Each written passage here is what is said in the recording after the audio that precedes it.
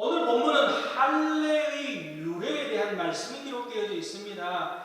이 아브라함이 99세가 되었을 때, 오늘 본문 말씀이 기록된 당시 아브라함이 99세가 되어지고 하나님이 자녀를 주시겠다라고 하는 약속이 이 세월이 많이 지나서 아브라함은 이제 자녀를 주시겠다라고 하는 하나님의 약속이 무효화되어진 것처럼, 또한 그것이 도저히 이루어질 수 없는, 아내 사라는 이미 90세가 넘었고 경도가 끝쳤고 도저히 가망이 없다라고 생각하면서 그렇게 하고 있을 때에 하나님께서는 다시 한번 자녀를 주시겠다는 약속을 말씀을 하시면서 오늘 뭘 행하라고 하냐면 할례를 행하라, 그렇게 명령하고 있습니다.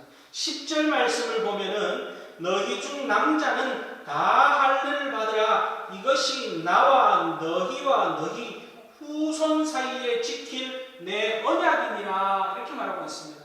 할례를 행하라. 그러면서 지금 아브라함에게는 지금 사라의 몸에서 난 후손이 없음에도 불구하고 후손 사이에 지킬 언약이다, 하나님께서 이렇게 말씀하고 있습니다. 아브라함을 통해서 후손을 허락해 주시겠다라고 하는 그런 약속의 말씀입니다. 오늘 할례를 행하라고 하는 이 말씀 속에 그러면 할례를 왜 행해야 되느냐? 할례를 행해야 되는 하나님의 명령에는 하나님께서 할례를 통해서 이스라엘 백성들을 하나님의 백성으로 인정하시고, 또한 하나님 편에서 할례를 행한 이스라엘 백성들에게 축복과 은혜를 내리시겠다라고 하는 그런 약속의 징표라는 거죠. 또 아브라함과 그 후손들에게 있어서 할례는 어떤 의미냐? 하나님의 축복의 의미임과 동시에 책임이라고 하는 것이 할례를 통해서 드러난다는 거예요. 하나님의 백성으로 하나님의 백성답게 살아야 한다는 거죠. 몸에 할례의 흔적을 가지고 살아감을 통해서 하나님 편에서는 내 백성을 내가 지키시겠다, 내 백성을 보호하시고 내 백성을 축복하시겠다라고 하는 약속이 담겨져 있고, 이스라엘 백성들 편에서는 하나님의 백성으로서 하나님 백성답게 살아갈 책임과 의무가 이 할례 속에 담겨져 있음을 드러내고 있는 그런 모습입니다. 그래서 13절 말씀을 보면은 너희 집에서 난 자든지 너희 돈으로 산 자든지 할례를 받아야 하리니 이에 내 언약이 너희 살에 있어 영원한 언약이 되려니와, 이렇게 말하고 있습니다. 이 할례가 약속의 징표라는 거죠. 축복의 징표요, 책임의 징표가 이 할례에 담겨져 있다라는 겁니다. 구약시대 때는 이렇게 육체의 할례를 행하면서 흔적을 남겼다면은, 그러면 신약시대로 오면은 이 할례가 어떤 의미가, 오늘 우리에게 있어서는 어떤 의미가 있느냐? 영적 의미가 있다라는 겁니다. 오늘 우리는 육체의 할례를 행하는 것이 아니라 영적으로 할례를 행하고 영적 할례를 받은 자로서 우리가 살아가야 한다라는 거죠. 굉장히 중요한 의미가 있습니다. 이 이스라엘 백성들이 이 할례를 행함으로 인해서 하나님의 보호하심과 축복하심, 그리고 몸에 하나님의 흔적, 하나님의 약속의 흔적을 가지고 살아가면서 그 책임을 다하는 것처럼 오늘 우리도 마찬가지입니다. 영적 할례를 받은 자로서 하나님의 축복과 하나님의 은혜와 하나님의 보호하심 아래 살아가고 있고, 한편으로는 영적 할례를 받은 자로서 이 땅에서 우리가 어떻게 살아가는 것이 이 책임을 다하는 삶인지를 오늘 말씀을 통해서 우리에게 깊이 깨닫게 하고 있습니다. 그 첫 번째는요, 우리가 이 아브라함을 통해서 할례를 행하게 하신 것처럼 영적 할례 받은 자로서, 예수 그리스도를 통해서 영적 할례 받은 자로서 우리의 삶은 온전한, 하나님 앞에서 온전한 삶이 되어져야 한다라는 말씀이에요. 오늘 우리가 읽은 본문 앞에서 17장 1절 말씀을 한번 보면은 1절에 이렇게 기록되어져 있습니다. 아브라함이 99 99세 때 여호와께서 아브라함에게 나타나서 그에게 이르시되 나는 전능한 하나님이라 너는 내 앞에서 행하여 완전하라 이렇게 말씀하고 있습니다. 지금 아브라함이 99세가 되었습니다. 그리고 사라는 90세가 됐습니다. 육체적으로 자녀를 생산할 수 없는 그런 상황에 놓여 있습니다. 그런 이 상황에서 아브라함과 사라가 어떻게 합니까? 사라의 여종이었던 하갈을 통해서 이스마엘을 낳고 이스마엘을 통해서 대를 잇겠다라고 하는 인간적인 계산, 인간적인 방법, 인간적인 노력이 진행되었습니다.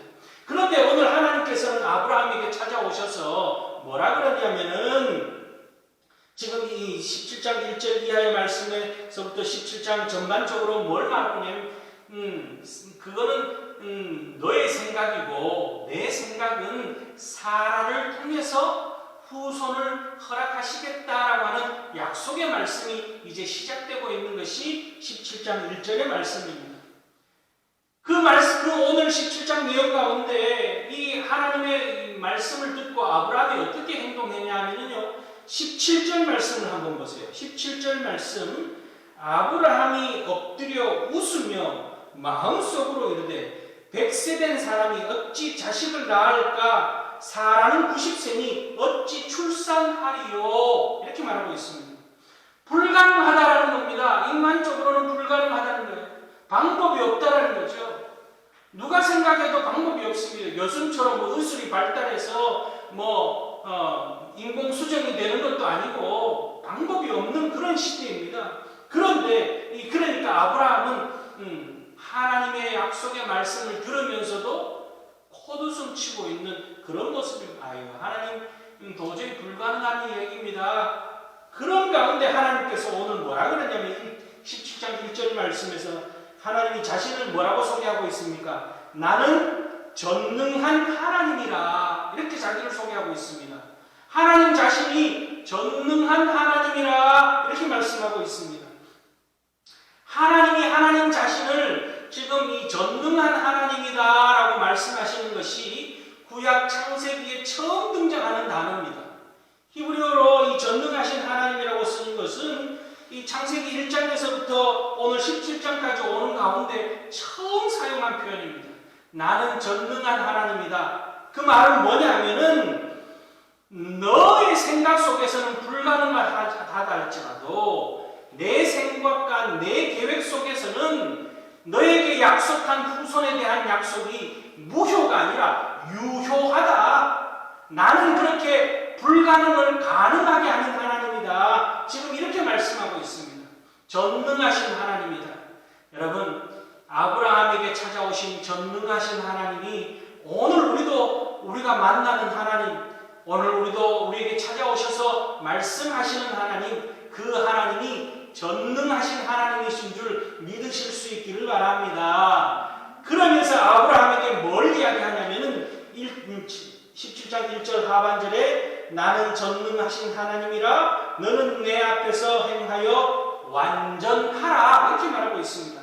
자, 내가 불가능을 가능하게 해서 사라의 몸에서 생명을 잉태하게 할 터인데 그 전에 너가 해야 될 게 있다. 뭐냐면은 완전하라 그렇게 말씀하고 있습니다. 완전하라. 할례 받은 자로서 우리의 삶이 어떠해야 되느냐?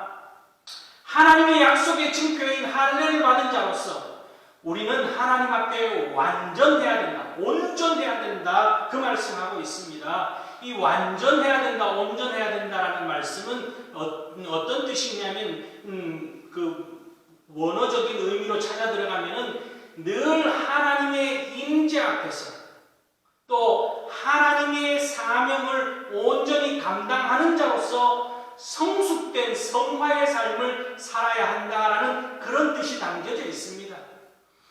오늘 우리가 영적 할례 받은 자로서 예수 그리스도를 통해서 영적 할례 받은 자로서 우리의 삶이 전능하신 하나님의 그 능력의 장중에서 우리가 살아가기 위해서는 우리의 삶이 온전해야 하고 완전한 하나님의 늘 임재 가운데 살아가는 그런 삶이어야 한다는 거죠. 하나님은 어떤 존재시냐?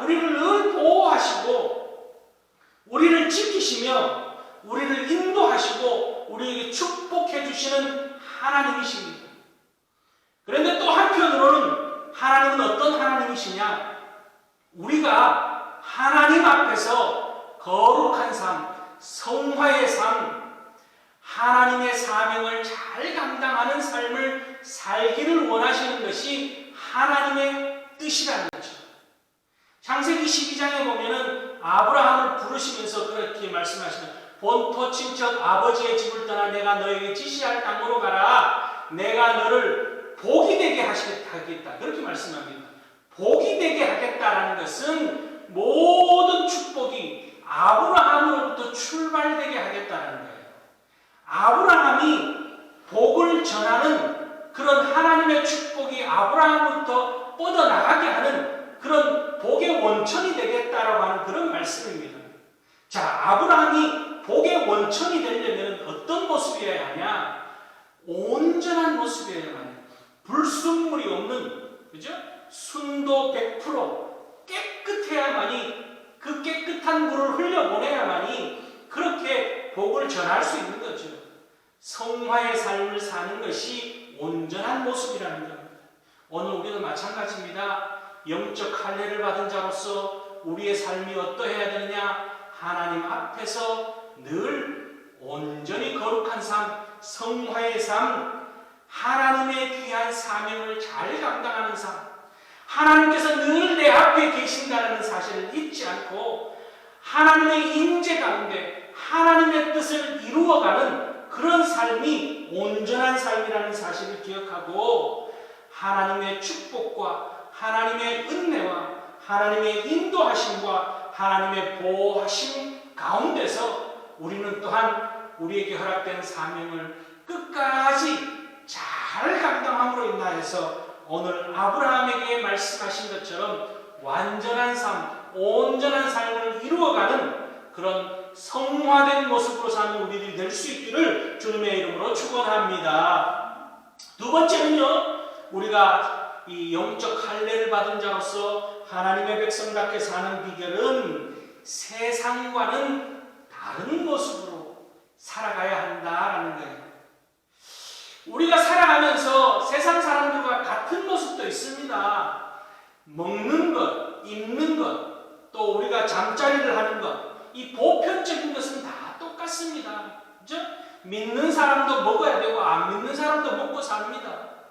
믿는 사람도 옷 입고 살고 안 믿는 사람도 옷 입고 삽니다. 믿든 안 믿든 또 거주할 집이 있습니다.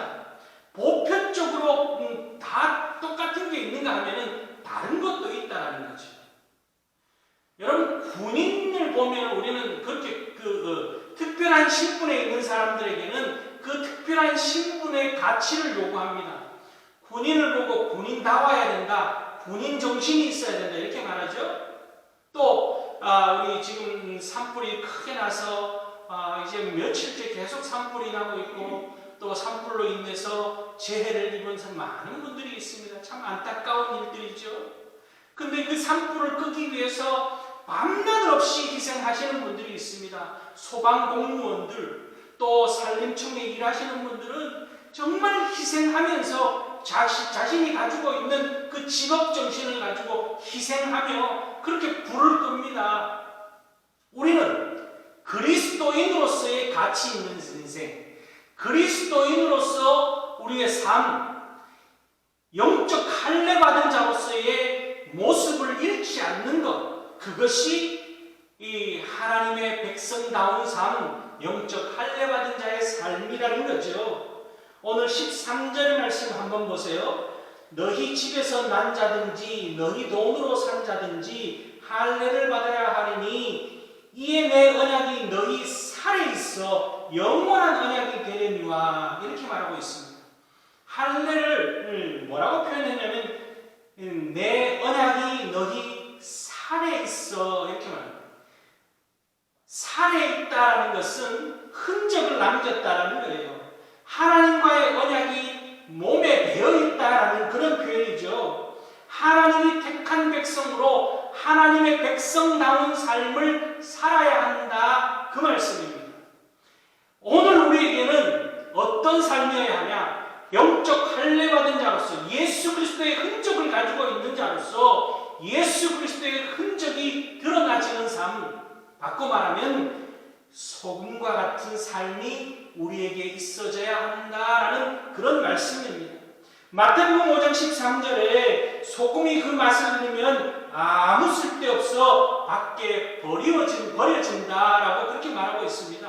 맛을 잃은 소금은 소금으로서의 가치가 없죠.